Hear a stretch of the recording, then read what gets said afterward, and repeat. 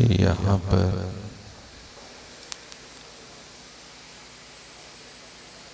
ये कहा गया सम्यक दृष्टि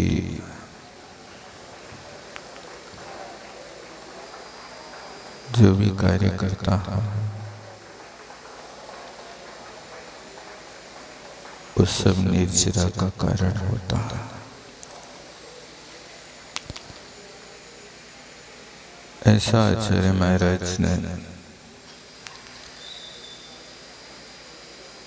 निर्जराधिकार के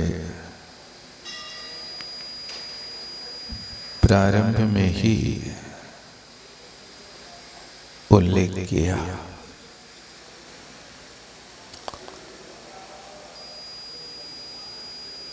ये द्रव्य निर्जरा के रूप में निर्जरा तो होती है, आगम का उल्लेख है।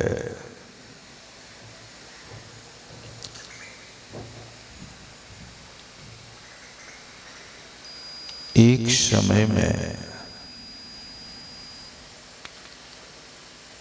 जीव जितना बंद करता उतनी निर्जरा भी होती है।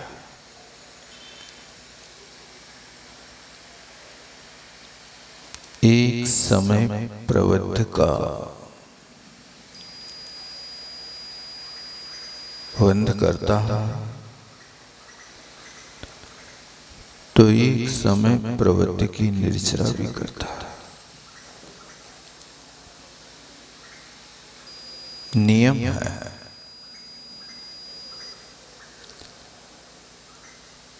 आप सोचेंगे कि जब एक समय प्रवृत्ति कमा रहा है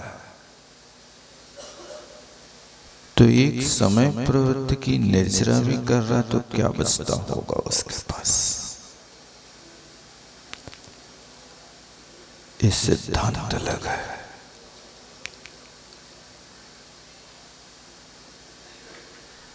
जो एक समय प्रवृत्ति की निर्जरा कर रहा है उसमें भी अनंत प्रदेश है, बंद कर रहा है उसमें भी अनंत प्रदेश है। ऐसा होने के बाद भी 1.5 गुण हानि उसके सत्ता में हमेशा बनी रहती है।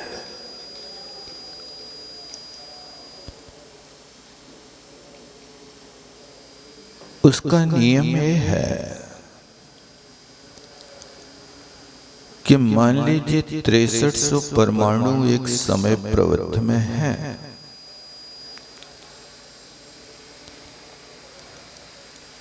तो वो 6300 परमाणु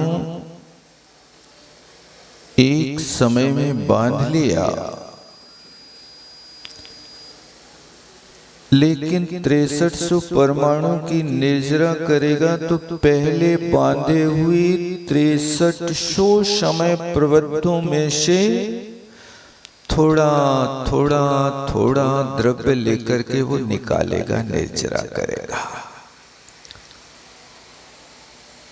निर्जरा करता है तो पूर्व के संचित जो कर्म बैठे उसमें से किसी समय प्रवृत्ति का थोड़ा अंश ले लेता, दूसरे का थोड़ा ले लेता, तीसरे का थोड़ा और ले लेता। इस तरह से अनेक समय प्रवृत्तों से उदीर्ण को प्राप्त हुआ द्रव्य का एक समय प्रवृत्त बन करके निर्जरा करता है। जैसे वर्तमान के 6300 परमाणुओं का उसने बंद किया तो वो समय प्रवृत्त अभी जाकर के पूर्ण सुरक्षित रहेगा। अभी उसमें से कुछ खर्च नहीं किया जाएगा। खर्च उसमें से किया जाएगा जो पहले एक आउली काल पहले बांध लिए थे। यानी वर्तमान में बांधा हुआ कर्म कम से कम एक आउली काल तक वो उदय में नहीं आ सकता। इतना काल तो उसको व्यतीत करना ही पड़ेगा। आपके घर में कोई आए, कितनी भी स्पीड में आए, उसको कम से कम 5 मिनट का काल तो व्यतीत आपके घर में करना ही पड़ेगा। फिर उसके बाद वो लौट सकता है। ये तो सबसे कम काल है। जो समय प्रबद्ध है आपने अभी वर्तमान में बांधा, यदि उसकी 70 कोड़ा कोड़ी सागर की स्थिति है तो उस समय प्रबद्ध में से 7000 वर्ष तक एक परमाणु भी नहीं खिला सकता है। और यदि तुमने कोई तपस्या विशेष कर ली तो 7000 वर्ष के पहले भी उसको उदय में ला सकता है। एक कर्म सिद्धांत है। ऐसी स्थिति में निर्जरा थोड़ी की होती है, वंध्य अधिक का होता है।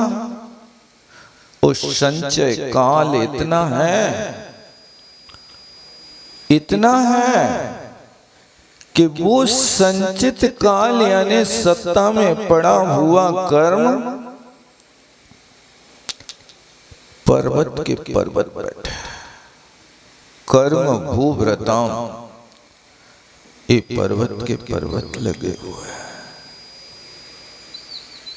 जितना खर्च नहीं होता उतनी आय होती है। आप ये समझ सकते हो कि श्रावक कमंडल में एक बार पानी भर देता है।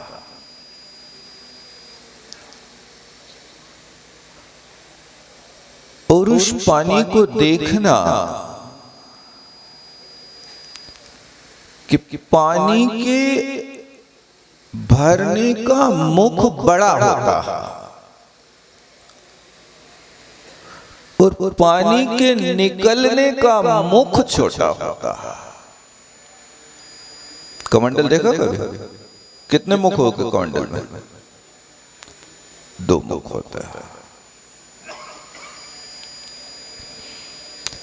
एक संचय करने का मुख और एक खर्च करने का मुख। खर्च करने का मुख छोटा होता है और पानी भरने का मुख बड़ा होता है। एक कमंडल पानी को भरने में आपको कितनी देर लगती होगी? कितनी देर लगाता है? 2 मिनट, 15 सेकंड में भर देते होंगे। 15 भी नहीं लगते होंगे। 5 सेकंड में आपने जग लिया और डाल दिया, बराबर। यानी 5 सेकंड का संचित पानी 24 घंटे चलता है। उसकी मर्यादा ज्यादा होती तो और भी चला लेते हैं। तो खर्च करना पड़ता था। एक साथ उसको अंत समय में, अंतिम थाली में पूरा फेंकना पड़ता है, क्योंकि अब इसके आगे मर्यादा नहीं ना उसकी। इस कमंडल से आप संचय और निर्जरा का विषय सीख सकते हो।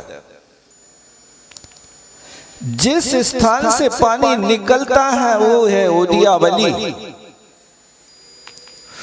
उस उदयामली से जब कर्म निकलता है तो फिर निर्जरा को प्राप्त हो जाता। कमंडल के बाहर उस टोटी से बाहर पानी निकल गया, अब निर्जरा हो गए।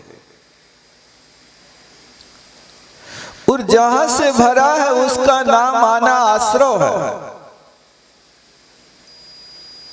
वो एक समय का भरा हुआ कमंडल 24 घंटे जैसे चलता है, इसी तरह एक समय का बांधा हुआ कर्म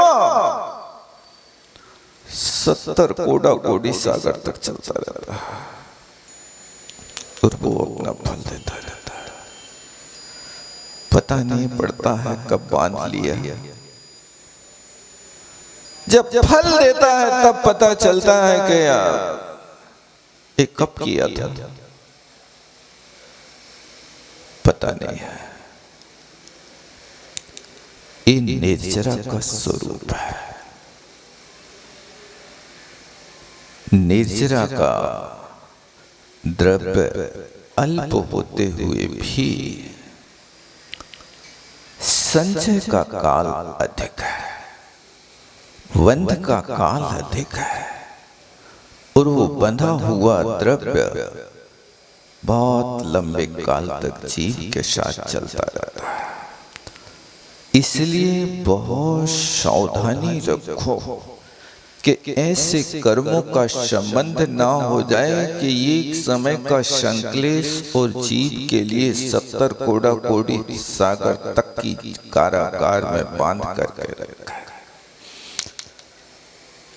ये यदि आपने कोई पुरुषार्थ नहीं किया तो इतना काल लगेगा, और यदि पुरुषार्थ कर दिया तो उस कर्म को जो अभी बांधा था, जिसको 70 कोड़ा कोड़ी सागर तक भोगना था, और एक अंतर मुहूर्त में आप हिसाब किताब फिनिश कर सकते हो। जिस मकान को आपने 50 वर्ष में बनाया है उसको गिराने में कितने दिन लगेंगे भाई साहब? कितने वर्ष लगते होंगे? हैं? क्या गिराने में 50 वर्ष लगेंगे? यदि आप प्रयत्न पूर्वक उपकरणों के माध्यम से गिराते हो तो 50 वर्ष की बनी बिल्डिंग भी सेकंडों में गिर सकती है। अभी हुआ था ना कुछ दिन पहले, 32 मंजिल था ना, 32 मंजिल को कितने साल में बनाया होगा भाई साहब? वो गिरने का काल कितना था? 9 सेकंड थे ना। 9 सेकंड में ताश के पत्तों की भांति धराशायी हो गया। बस एक कर्म की जो बिल्डिंग बनी है ये अनादि काल से खड़ी है, लेकिन तुम ध्यान रूपी अग्नि के बारूद के गोले इसमें जलाना प्रारंभ कर दो। जिस समय शुक्ल ध्यान के बारूद के गोले रखे जाए तो 9 सेकंड का काल तो यहाँ बहुत ज्यादा ले लिया। यहाँ तो आवलियों में काल होता है, 1 सेकंड में अनेक आवली हो जाते हैं। उन आवलियों में काम हो जाएगा। लेकिन ध्यान रखना कि बिल्डिंग यदि अपने समय से गिरेगी तो सैकड़ों साल भी नहीं गिर पाएगी, लेकिन तुमने उपकरणों से गिराया तो सेकंड लगे हैं। इसीलिए यहाँ तप रूपी उपकरण होवे, तप कर जो कर्म पावे सोई से सुख दर्शावे। तप करके यदि कर्म का क्षपण करते हो तो मोक्ष की प्राप्ति होगी, अन्यथा बिना तप किए तो कभी कर्म संबंध तोड़ नहीं सकते हैं। इस प्रकार से यहाँ पर अपन ने सराग सम्यक दृष्टि, वीतराग सम्यक दृष्टि, कौन से सम्यक दृष्टि को निर्जरा होती है, कौन से जीव को बंध होता है, इस बात का उल्लेख गाथा नंबर 193 नंबर से जयसेन स्वामी और अमृतचंद स्वामी की टीका को अपन ने देखा है। बस इतना समझना कि सम्यक दृष्टि को संबर पूर्वक निर्जरा होती है और मिथ्या दृष्टि की निर्जरा है, उसके संबर तत्व नहीं होता है।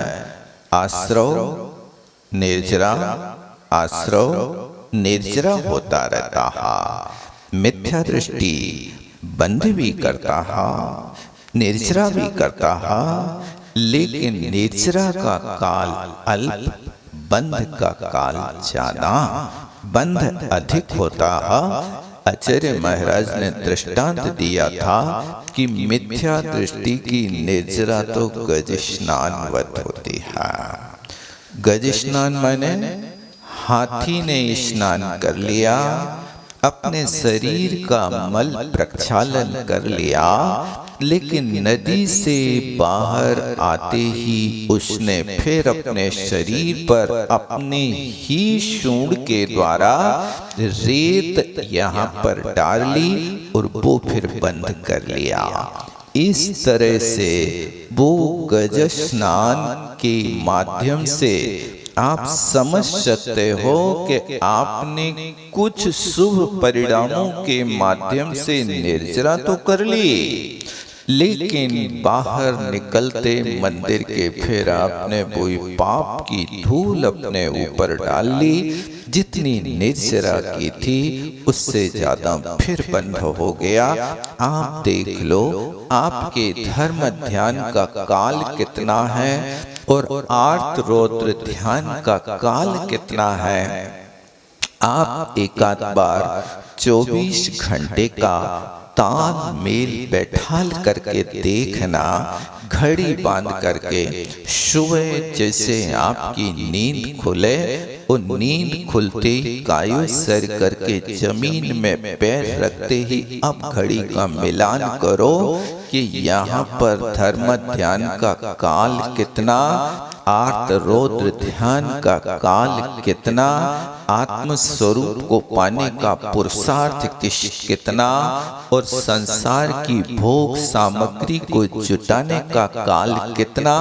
आप जैसे 8 घंटे कंटिन्यूअस ऑफिस में बैठे रहते हो, 8 से 10 घंटे 12 घंटे तक आप दुकान पर जमे रहते हो और 10-12 घंटे के बाद भी आप दुकान मंगल करने चले और फिर ग्राहकी आ जाए तो फिर आप कहेंगे कोई ग्राहक से कि भाई साहब मैं थक गया, मैं तो अब जा रहा हूं। कहेंगे कि नहीं कहेंगे? तुम तो आते जाओ, स्वागत है, जब आने जो जाने, चाहे 1 रुपया को ग्राहक होए चाहे 100 रुपया को होए, हम कोई को नहीं छोड़ रहे हैं। तो आप इसमें देख लेना कि 24 घंटे में कितने घंटे आपका धर्म ध्यान और कितने घंटे आर्त रौद्र ध्यान। तो आर्त रौद्र ध्यान का पलड़ा बड़ा है कि धर्म ध्यान का पलड़ा बड़ा है, ये आपको स्वयं को निर्णय करना है। बस इतना है कि आप कहेंगे हम दुकान तो छोड़ नहीं सकते भैया, कोई बात नहीं, तुम दुकान पे बैठे रहो, लेकिन युक्ति सीखो। जैसे व्यापार करने की कलाएं सीखते हो ना, और वो कलाएं सीख करके नए नए व्यापार करते हो, नए नए ग्राहकों को पटाने की कला सीखते हो, ऐसे धर्म ध्यान करने की भी नई नई कला सीखते जाओ। आप दुकान पे बैठते हुए भी वहां पर दुकान तो चलाओ, लेकिन मन मंदिर में रखे रहो। मन आप अपनो स्वाध्याय में लगाए रहो, वहीं बैठे बैठे आप अरहंत सिद्ध करते रहो, तो आप उसके माध्यम से भी धर्म ध्यान कर सकते हो। ये आपकी बस में है। आपके पास फोन आए तो आप हेलो हाय नहीं करो, बस चालू किया ओम नमः, ओम नमः, मैंने उसको खबर कह दी कर दी कि हमने उठा लिया, ओम नमः से शुरू करो और उसने जितनी बातें करी उसमें हाँ ना में उत्तर दे दो, और हाँ ना में उत्तर देके फिर इसके बाद ओम नमः चालू हो जाओ। नहीं हो सकता है, ये तुम्हारा धर्म ध्यान बन जाएगा। ऐसा करने लगोगे तो इसी का नाम तो जलते भिन्न कमल की प्रवृत्ति है कि आप पानी में रह रहे हो लेकिन न सड़ रहे हो न गल रहे हो। इसी तरह जैसे कमल अपना जीवन व्यतीत करता है, इसी तरह गृहस्थी रूपी कीचड़ में रहते हुए आप हमेशा अपना उपयोग बना करके रखो। वो अपना स्वयं निजी का भाव है, आपको क्या करना है ये आप धर्म ध्यान से विचलित ना हो एक पल के लिए भी। नमोकार मंत्र श्वास श्वास में बैठ जाए, जिनेंद्र भगवान का मंत्र, जिनेंद्र भगवान का नाम श्वास श्वास में बैठा रहे, क्योंकि त्वाम नाम स्मृति मात्रेण पर्युपासी शशामहे। हे भगवान, आपका नाम लेते ही पाप के पनपना कांप जाते हैं, पाप कांपने लगता है। वो ध्वजा की भांति जैसे हवा आती और ध्वजा कांपने लगती, ऐसे त्वाम नाम स्मृति मात्रेण, ऐसा लिखा है। कहाँ लिखा है मालूम है? सहस्त्र नाम जी में लिखा है। आप लेते तो रहो, घबराओ नहीं। लोग यदि आपको कहते कि भैया चलते फिरते मत पढ़ियो, लोग आपको भड़काते हैं कि अरे तुम ऐसे कैसे नमोकार जैसे महामंत्र को पढ़ रहे। अरे उनकी बातों में मत लगना, ये महामंत्र तो अचिंत शक्ति पापों को गलाने वाला। हमसे कोई कह रहा था कि भैया वे कह रहे कि तुम जो अंगूठी पहनो तो उंगलियां गल जाए। अरे भैया तुम उंगलियां गलने की बात तो बहुत छोटी घटिया कह रहे हो।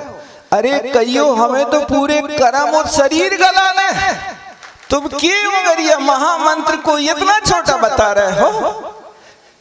अरे कहियो ये तो पूरे गलाने का उपाय है, महामंत्र तो वो वस्तु है। घबराना नहीं, लोगों की बातों में मत आना, क्योंकि लोग बड़े विचित्र हैं। तुम्हें अच्छे कार्य के लिए देखते हुए हो सकता भड़का दे में कि कहीं तुम अभाव ने सुधर जाए, कहीं तुम स्वर्ग ना चले जाओ। जैसे उनको चिंता हो गई कि वे कौन कुंभकर्ण रूठ गए कि हमें तो इंद्र को आसन लेने, वो लग गए साधना करने में। तो इंद्रासन की आसत साधना करने लगे, और वे साधना इतनी कर ली के बोले इंद्र को चिंता हो गई कि जो तो हमारा इंद्रासन लेने ही वाला है, अब तो बिल्कुल इसने किनारे पे हाथ जमाई लिया। तो कहते हैं कि वहां पर इंद्र के पास वो वरदान मांगने गया कुंभकर्ण कि अब हमने साधना कर ली है। ब्रह्मा जी से उसने वरदान मांगा कि हमें इंद्रासन दे दो। ठीक है, उनको भी चिंता हुई कि इंद्र को आसन ले लेगा तो ये तो बहुत गड़बड़ हो जाएगा। और कहते ब्रह्मा जी ने वहां पर इंद्र को पक्ष लो और विभीषण के लाने इंद्रासन वरदान में न दे करके निद्रासन दे दो। क्या?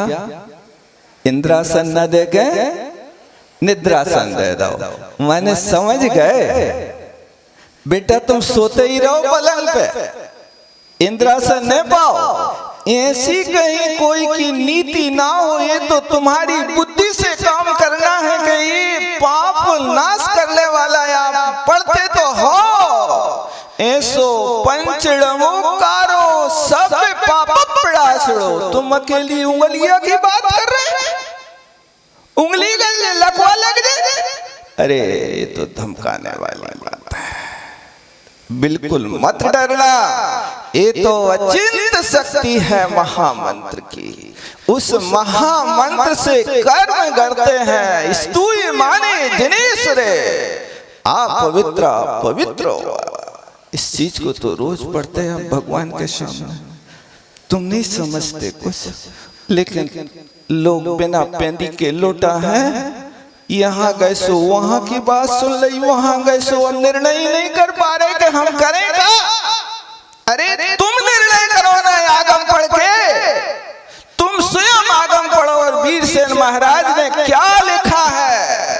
अरहंत नमोकारम भावेण पुणदिजो पयदमदि सो अजरेण पावेण पावई मोक्षम। पढ़ो, वीरसेन महाराज ने लिखा धवला जी में, अरहंत नमोकारम, अरहंत परमात्मा का जो भाव के साथ नमस्कार करता है, ये स्मरण करता है, उसके सारे के सारे कर्म नष्ट हो जाते और अचिरेण मोक्षम पावति। अचिरकाल माने बहुत जल्दी मोक्ष को प्राप्त कर लेता है। ये तुम्हारे सामने थाली लगी रखी है और फिर भी तुम खा नहीं पा रहे। दूसरे ने कह दी कि अरे भैया ते तो जहर है, एक गिलास जीभ पे रख लो, जहर होगा तो चक्कर आएगा सो छोड़ देना, और अमृत हो तो खा लेना। लेकिन तुम्हें तो बस यही है कि कोई ने थोड़ी सी कह दी सो हो लुढ़क गए हम तो, क्योंकि दुनिया बड़ी दुरंगी है, बच के रहना। क्योंकि अच्छे कार्य में भी लगते हैं तो कहीं लगता है कि इनका सुधर न जाए। हुआ ऐसा वैसा। यदि कोई अच्छे काम करने वाले व्यक्ति से 4-5 बार कह देवे कि नहीं ऐसा न करियो नहीं तो तुम्हारी दशा बिगड़ जाए। हुआ ऐसा एक बार, एक विप्र जी सत्यनारायण की कथा करा के लौट रहे थे। सो दक्षिणा में भाई साहब उनको एक बहुत प्यारी बछिया मिली, बहुत प्यारी बछिया मिली, गिर गाय की, अच्छी लंबी चौड़ी। उस बछिया को लेकर के वे आ रहे थे। वो 4 बदमाशों ने देख लिया कि बछिया तो नंबर 1 की है और ये अपन को जाना है। लेकिन विप्र देवता की बछिया यदि अपन छुड़ाते हैं, डाका डालते हैं तो नरक जाए, इसलिए इनकी अपन को ऐसे नहीं करना चोरी, कुछ उपाय सोचो। तो वे चारों के चारों बदमाश उनने कहा कि अपन एक फल्लांग की दूरी पे खड़े हो जाओ और पंडित जी यहाँ से निकले बछिया लेकर के, सो बस अपन को ये कही कहने, अरे पंडित जी तुम कुत्ता ले जा रहे। बस थोड़ी देर में पंडित जी बछिया छोड़ दे। और हुआ कि बेचारों के चारों लोग एक फल्लांग की दूरी पे खड़े हो गए और पंडित जी वहां से बछिया कंधा पे रखे ला रहे थे। छोटी थी, अभी ज्यादा बड़ी नहीं थी। उस बछिया को कंधा पे रखे और वे चले और सबसे पहले नंबर का आदमी मिला और उन्होंने कहा पंडित जी दंडवत। जाना तो दंडवत यानी अष्टांग नमस्कार कर रहे हैं, डंडा जैसे जमीन में लेट के। बहुत प्यारा आशीर्वाद पंडित जी। और तो बस सब समझ में आता है। जी बात समझ में नहीं आई कि आप कुतिया हो कंधा पे कैसे रखा है। अरे कुतिया नहीं रे, बछिया है। अरे ठीक है पंडित जी, आपको लगता कोई नहीं ठग लो। आगे बढ़े, एक फल्लांग चले सो फिर आगे एक फल्लांग के बाद फिर दूसरे व्यक्ति ने फिर यही बात कही, पंडित जी कुतिया कंधा पे क्या कर रहे। अब तो पंडित जी को माथा ठनक, कंधा से उतार के देखी कहीं बदल तो नहीं गया, और वो नीचे उतार के देखी नहीं सब कुछ है, अच्छा है, नहीं बच गई है। अब फिर आगे बढ़े, वो तीसरे व्यक्ति ने फिर आगे एक फल्लांग के बाद फिर यही बात कही, अरे तुम तो इतने बड़े ज्ञानी हो, सब कछु हो, सब जानत हो, तुमने कुतिया कंधा पे रख ली, अब घर जाकर नहाइयो नहीं, गंगा स्नान करने पड़े कहीं और पंडित जी लोगों ने देख लो तो मुश्किल पड़ जाए। अब तो और मुश्किल पड़ गया।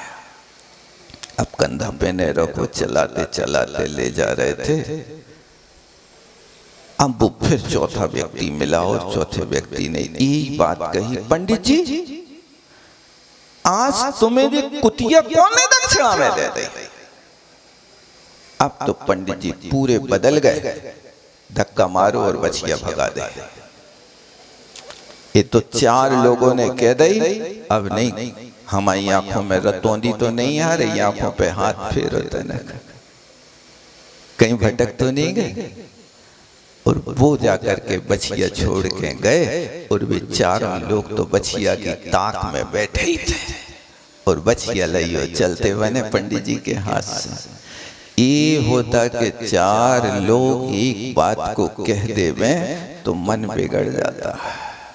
इसी तरह यदि कोई 2-4 बार कह देवे कि भैया ऐसो न करियो तो तुम्हारो भी मन बदल जाए, और मन बदल है तो तुम्हारो भाव बदल जाए। ध्यान रखियो, ये धर्म ध्यान करने का साधन है, पाप काटने का साधन है। तुम दुनिया की चीजें हाथ में ले तो दिन भर मोबाइल ले रहे तो मैं नहीं, तुम्हारी उंगलियां गल रही। दिन भर गाड़ी चला तो ये में हाथ कछु नहीं हो रहे, दिन भर घड़ी हाथ में बांधे रहे तो वो में कछु नहीं हो रहा। ये 10-5 रुपया को उपकरण ले लो सो तुम ऐसी बातें करने लगे। सोचो तो ये क्या है?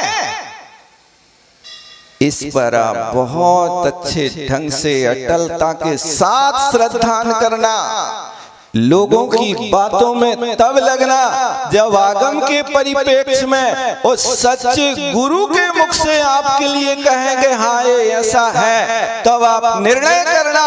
अन्यथा किसी ने कहा, हवा लगी और हम मान गए, ठीक है ऐसा ही हुई है, सो गंगा गए सो गंगा दास, जमुना गए सो जमुना दास, हमारा कुछ ठिकाना ही नहीं है। क्योंकि तुम किराए की बुद्धि से काम कर रहे हो, अपने पास स्वयं की बुद्धि का कोई निर्णय नहीं। आप अपनी बुद्धि से निर्णय करो। इसलिए कुंद कुंद स्वामी ने कहा कि मैं जो कहूंगा उसको तुम प्रमाणी तब करना जब सुसंवेदन कर लो, स्वयं अनुभव कर लो। यदि स्वयं का अनुभव हो जाए तो आप प्रमाणी कर लेना, और स्वयं के अनुभव के साथ आगम का मिलान कर लेना, आगम के मिलान के साथ गुरु का उपदेश सुन लेना। गुरु का उपदेश, आगम का मिलान, सुसंवेदन, और चौथी बात युक्ति से निर्णय कर लो। युक्ति से तो आप समझ सकते हो। सोने को अकेला कसौटी पर नहीं, उस सुनार तो हाथ में लेते ही बता देता है कि सोना है कि पीतल है, नहीं बता देता। वो तो एक उसके लिए इंतजाम रख करके और निर्णय करता है कि एक बार पक्का निर्णय कर लो, लेकिन उसके हाथ में वो कला आ गई है कि नहीं सोना है इसमें, ये पीतल नहीं है। ये कला आपके पास अभी तक नहीं आ पाए, अभी तक नहीं सीख पाए। 50 वर्ष हो गए जिन शासन की आज्ञा में रहते हुए, 50 वर्ष तुम्हारे माता पिता ने तुम्हें उपदेश दिया, ऐसो पंचनमोकारो, उसमें भी तुम्हारी श्रद्धा ढलमल हो रही है।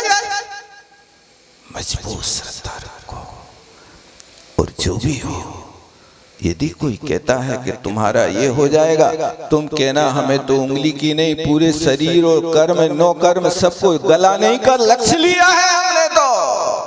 हे भगवान जैसे हो तैसे ये नष्ट हो और सिद्ध अवस्था प्राप्त हो, ये लक्ष्य बनाना चाहिए।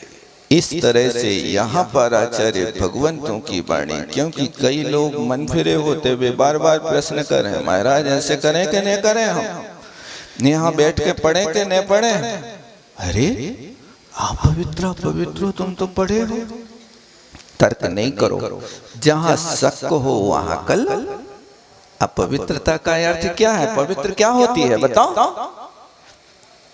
तुमने मुख से डमुकार पढ़ा, अब तुम्हारा मुख पवित्र है कि अपवित्र है वैसा बता दियो। कैसा? अरे शरीर की दशा ही ऐसी है भैया, नौमल द्वार बहन इस वासर नाम लिए घिनावे। कौन से शरीर में ऐसा द्वार है कि जहां से अपवित्रता ना हो? बताओ तो हमें। अब उस अपवित्रता में भी तुम पवित्रता की कल्पना कर लेते हो। कुल्ला कर लिया तो शुद्ध हो गए, शुद्ध हो गए। अब कुल्ला करके तो हम नमोकार पढ़ सकते हैं। अब फिर कोई कहे नहीं तुम शुद्ध ही नहीं भाई, क्यों? देख लो लोग स्वीकार करते हैं कि नहीं? आपने 100 बार कुल्ला किया, 100 बार मांजू फल से मुख को धो लिया, 100 बार अच्छे उच्च कोटि के भाग्योदय के मंजन से मंजन करके मुख धोया, 100 बार कुल्ला किया, अब पूरा पवित्र हो गया मुख। अब उस पवित्र हुए मुख में पानी भरो और रोड तक जाओ और किसी पूजा को आने वाले व्यक्ति के ऊपर वो मुख का पानी बुलक दो, क्या हुआ? अब वो कहे तुमने हमें अशुद्धि में कर दिया, तुम कहना नहीं भाई साहब मेरा मुख बिल्कुल शुद्ध है, 100 बार धोया है, 100 बार माजू फल से माजा है, 100 बार कुल्ला किया है। अब 100 बार कुल्ला करने के बाद भी यदि तुम्हारे ऊपर हमने एक चुल्लू भर पानी बुलक दिया तो तुम अशुद्ध हो गए कि शुद्ध हो गए? क्या हुआ बताओ, क्या कहेंगे आप? नहीं कहोगे शुद्ध हो? देखो तो कैसे उलझ जाते हो। वो लोग आते हैं कहते महाराज आप पढ़े कि नहीं पढ़े, हमने नियम ले लो, बताओ क्या करें? बिल्कुल नहीं घबराना बेटा, तुम तो पढ़ते जाओ। ऐसो पंचणमुकारो आचार्यों ने आदेश दिया है, ये कोई घर की बात नहीं है। हमारे लिए तो ये जिनवाणी ही वर्तमान में उपादेय है। बिल्कुल अटल श्रद्धा के साथ कोई कुछ भी कहे, रास्ता यही है, अन्यथा शरणम नास्ति त्वमेव शरणम। दुकान में बैठ करके भी एक काम कर सकते हो। अपन थोड़ा आगे चलते हैं, समय सार की बात देखते हैं। दूसरी गाथा आती है। पूर्व गाथा में जो वहां पर सम्यक दृष्टि की निर्जरा का कारण कहा है, जो भी करे तुम यदि वास्तव में सच्चे श्रद्धानी हो, सम्यक दृष्टि हो, तो दुकान पे बैठ के भी निर्जरा कर सकते हो, ऑफिस में बैठ के भी निर्जरा कर सकते हो। जैसे जम कुणदी सम्य दृष्टि, तुम जो भी कहो करो, अपने लिए नहीं, मैं तो कर्तव्य कर रहा हूं। क्या कर्तव्य है? मेरा कर्तव्य है कि मेरे आश्रित रहने वाले लोगों के लिए अपने पैर पे खड़ा कर दूं और फिर निर्विकल्प होकर के धर्म ध्यान करूं।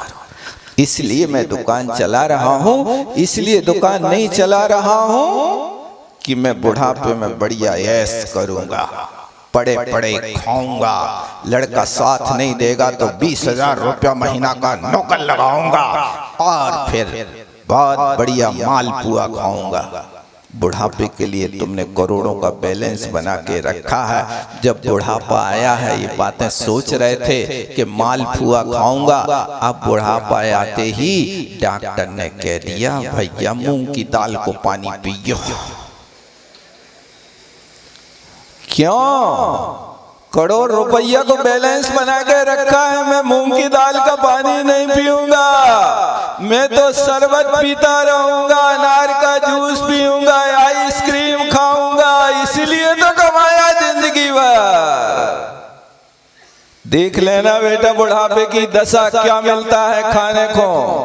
मूंग की दाल का पानी मिलेगा या मुनक्का का पानी मिलेगा, क्योंकि बुढ़ापे के ये दो ही सहारे हैं, मूंग और मुनक्का की एक ही राशि है। वो भी औषधि है, ये भी औषधि है। बस इसके अलावा और ज्यादा आशा न करियो। चटनी तो खा सकत मुनक्का की, वैद्य की सलाह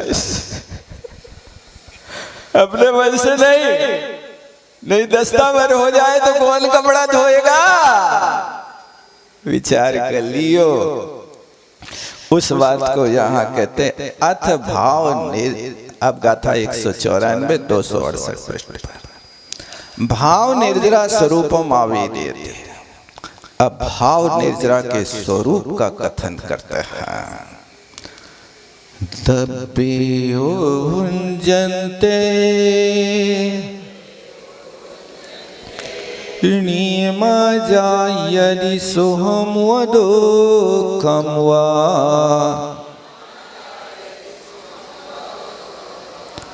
तं सुदुःखमुदीर्णं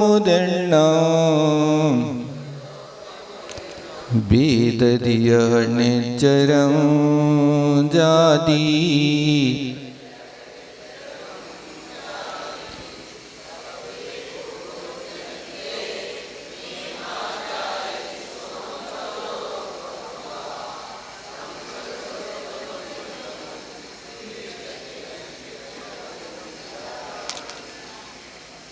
अब कहते हैं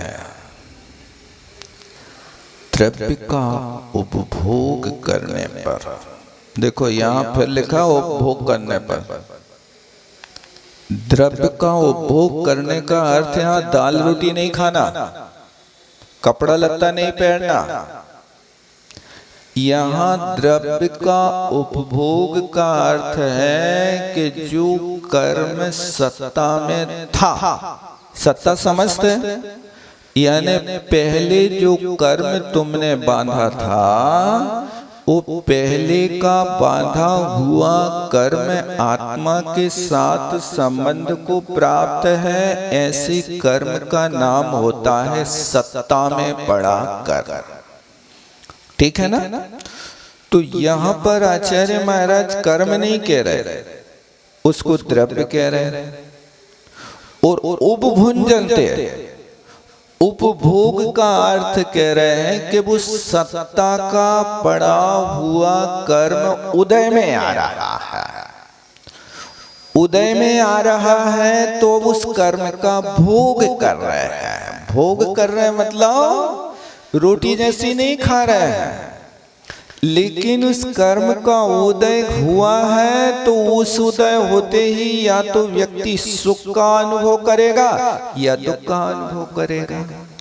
यदि शाता वेदनी का उदय आया है तो आप यदि करेला भी खाओगे तो मीठे लगेंगे, और यदि अशाता का उदय आया है तो आप मीठा पड़ा दूध भी पियोगे तो कड़वा लगेगा। देखो ध्यान देना, ये द्रव्य का उपभोग कर रहा है, लेकिन उस द्रव्य का उपभोग माने अंतरंग का कर्म का उदय कैसा है आपका। अंतरंग का कर्म का उदय यदि अच्छा है तो आपके लिए बुरी वस्तु भी अच्छी लगती है, और यदि अंतरंग में कर्म अनुकूल नहीं है तो सब कुछ उपलब्ध होते हुए भी आप सेवन नहीं कर सकते हो। देखो व्यक्ति कर्म सिद्धांत को नहीं समझता, बाहरी आडंबर को जुड़ाने में लगा रहता है, लेकिन बाहरी आडंबरों से आप सुखी नहीं हो सकते हो। आप देखो धन से व्यक्ति धनी कहलाता है, धन से तुम शिक्षक खरीद सकते हो, लेकिन धन से बुद्धि नहीं खरीद सकते हो। बाहरी संपत्ति है, उस संपत्ति से तो मास्टर बुला लो, लेकिन बुद्धि निजी नहीं है तो मास्टर तुम्हें बुद्धिमान नहीं बना सकता। आप इतने बुद्धिमान हैं, उन मास्टर ने पढ़ाया सो बुद्धिमान है, यदि मास्टर के पढ़ाने से बुद्धिमान होते तो मास्टर भैंसिया को पढ़ा देवे। पढ़ा सकता कि नहीं पढ़ा सकता? देखा कभी भैंसियों के मास्टर बने हैं? डॉक्टर तो बने हैं, पशुओं के डॉक्टर तो होते हैं, लेकिन आज तक कोई टीचर भैंस को नहीं पढ़ा पाया, गधे को नहीं पढ़ा पाया। क्यों? ये बुद्धि बदल लो। आपकी जो बुद्धि है कि धन से सब कुछ होता है, धन से सुविधा खरीद सकते हो, धन से शांति नहीं खरीद सकता। शांति आपके अंदर से आने वाली वस्तु है। आज तक हमें कोई ऐसे धनी लोग दिखाई नहीं दिए कि जो लोग कहते हैं कि हम पूर्ण सुखी हैं। पूर्ण सुखी क्या करोगे भैया? ये तो सिर्फ दिखावा है। अब 12 भाव न पढ़ो तो पता चल जाएगा। दाम बिना निर्धन दुखी, तृष्णा वस्तनवान। कहो ना सुख संसार में सब जग देखो छान। कहां सुख है वैसा? आपके पास पैसा होता है तो आप पैसे का उपयोग कुछ और दूसरे तरीके से करते हो। वास्तव में आपके वो तरीके बड़े विचित्र लगते हैं। लगता है पैसा का उपयोग अपने से भी ज्यादा होता है तो आप दूसरों के साथ कर लेते हो। आप बाजू वाले की ओर नहीं देखते हो। एक ओर निर्धन बेचारे ताप ताप कर रात बिताता है, एक ओर निर्धन बेचारे ताप ताप कर रात बिताते, एक ओर धनिकों को देखो कुत्तों को मखमल पहनाते। क्या कहे? एक और धनिकों को देखो कुत्तों को भी खीर खिलाते। एक और धनिकों को देखो वे कुत्तों को कार में घुमाते। क्या है? धन कमा लिया तो धन का उपयोग क्या करते हैं? लाख लाख रुपया के लोग कुत्ता खरीद रहे। लाख रुपया में किसी गरीब की गृहस्थी बस जाए, उसकी ओर दृष्टिपात नहीं जाती। किसी गरीब की झोपड़ी बन जाए और तुम शौक मान रहे हो। भैया ये देखो समय सार में क्या लिखा है कि दब्बे उपुंजनते। द्रव्य का भोग करते हुए तो सुख और दुख नियम से होता है, लेकिन अंतरंग कारण नहीं होगा तो बाहरी 1000 साधन जुटा लेना। धन से आप दर्पण खरीद सकते हो, लेकिन धन से दृष्टि नहीं खरीद सकते हो। दर्पण लेके आ जाओ। आंखें ना हो तो दर्पण किसका देखेगा?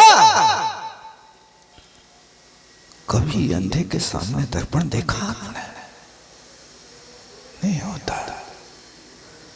आप भी अंतरंग की ओर दृष्टिपात करना सीख लो। समय सार का सार आ गया। बाहर में जितनी भाग दौड़ है वो बाहर की भाग दौड़ अपने आप हाथ ठंडे हो जाता है। आपके सामने से गाड़ी गुजर रही है, आप दौड़ लगाते हैं, लेकिन जब गाड़ी नहीं पकड़ पाते तो फिर दौड़ते कि नहीं दौड़ते? सामने से गुजर रही है और जब तक आशा है तब तक तो दौड़ते, लेकिन जब वो गाड़ी ने स्पीड पकड़ ली, आपकी आशा के बाहर हो गया, तो भी दौड़ता जाता क्या? नहीं दौड़ता है। हाथ पैर ठंडे हो जाते हैं। अब नहीं, इसलिए आप इस चीज को समझो। आचार्य भगवान ये संकेत कर रहे कि दब्बे वो भुंजनते, उस द्रव्य माने जो कर्म है, उस कर्म का उदय आया है, उस कर्म की उदय के उभुंजनते माने भोगते हुए उदयागत कर्म को देखो नीमा शब्द दिया है। नियम से सुखम जाएगी व दुखम जाएगी। आपको या तो सुख होगा या दुख होगा। तम शुभ दुख मुदन्नम, और वो सुख दुख का उदय होने के बाद वेदन भी करता है, और वेदन करने के बाद निश्चरम जाती है, निश्चरा को प्राप्त हो जाता है। ये वेदन की प्रक्रिया बहुत विचित्र है। कर्म सिद्धांत दिया है आचार्य भगवंतों ने, और आज तक हम इस कर्म सिद्धांत से परिचित नहीं है। परिचय न होने के कारण दुख हो रहा है। लेकिन अच्छे से समझना कि किस वस्तु से हम किस तरह समझें और क्या व्यापार करें, नहीं तो लोग कहीं का प्रयोग कहीं कर लेते हैं और वो फिर अपने आप को कहते हैं हम बहुत समझदार हैं। एक बार की बात, एक महिला ने सब्जी बनाई और नमक डालना भूल गए। श्रीमान को परोसी सब्जी, और जैसे ही उनने सब्जी खाई सो कहा क्यों आज नमक नहीं डाला? श्रीमती अंदर से आवाज देती है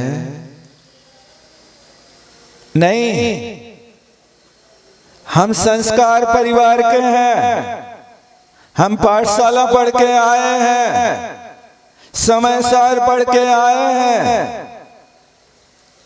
तो क्या हुआ?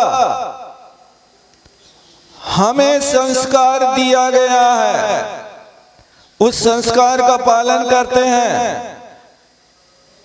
आज सब्जी जल गई थी, इसलिए हम जले पे नमक नहीं डालते हैं। बात समझ में आ गई क्या? ये संस्कार लेकर के आए, ये समय सार पढ़ के आए कि सब्जी जल जाए तो नमक नहीं डालना। पति होशियार था,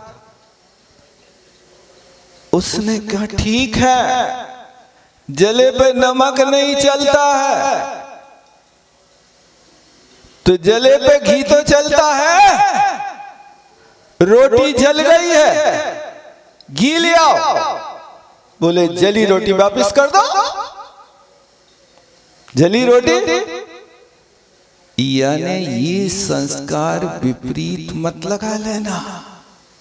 आप पढ़ लिख करके तो आए हो, तो जले पे नमक आदमी पे नहीं डालना कि जले में सब्जी भी नहीं डालना। ये लोग कहीं का पैजामा कहीं पहन लेते, पैरों को पैजामा